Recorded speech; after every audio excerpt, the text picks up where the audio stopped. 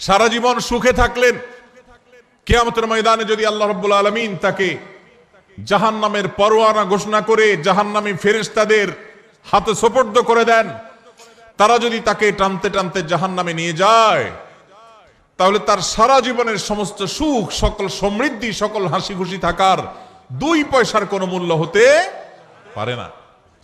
আর এর বিপরীতে সারা জীবন কষ্ট করেছে, নিগৃহীত ছিল, মাজলুম ছিল, নিষ্পেষিত ছিল, হাসি খুশি থাকতে পারে নাই।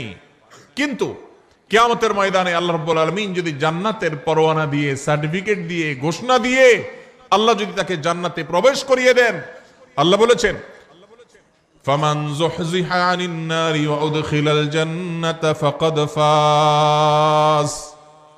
যে ব্যক্তিকে জাহান্নাম থেকে দূরে সরানো হবে আর জান্নাতে প্রবেশ করানো হবে, এই ব্যক্তি সফল, এই ব্যক্তি সাকসেস। এই সাকসেস আর কখনো ব্যর্থতায় পর্যবসিত হবে না, এই সফলতা কখনো হারিয়ে যাবে না। পৃথিবীর সকল সফলতা একসময় হারিয়ে যায়, ক্ষমতা হারানোর ভয় আছে না নাই? আছে না নাই? না ক্ষমতা চিরকাল থাকে হাতের কাছে। আমাদের দৃষ্টান্ত দেখার সুযোগ হয়েছে না হয় নাই? নিজের চোখের সামনে এরকম জাজ্জল্যমান উদাহরণ দেখার পরও যদি ঈমান না জাগে, আর কখন জাগবে? ভাইরা আমার, টাকার জৌলস চিরকাল থাকে না শেষ হতে পারে? আমির ফকির হতে দেরি হয়?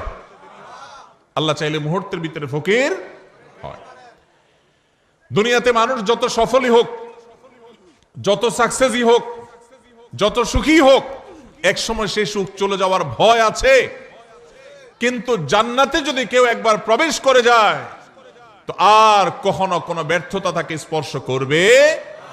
সেই শেষ হাসি সম্পর্কে আল্লাহ বলেছেন ওয়াল আকিবাতু লিত্তাকওয়া। মনে রাখবে, পৃথিবীতে কারোর খেতে ফসলটা ভালো হয়েছে, সে সুখী।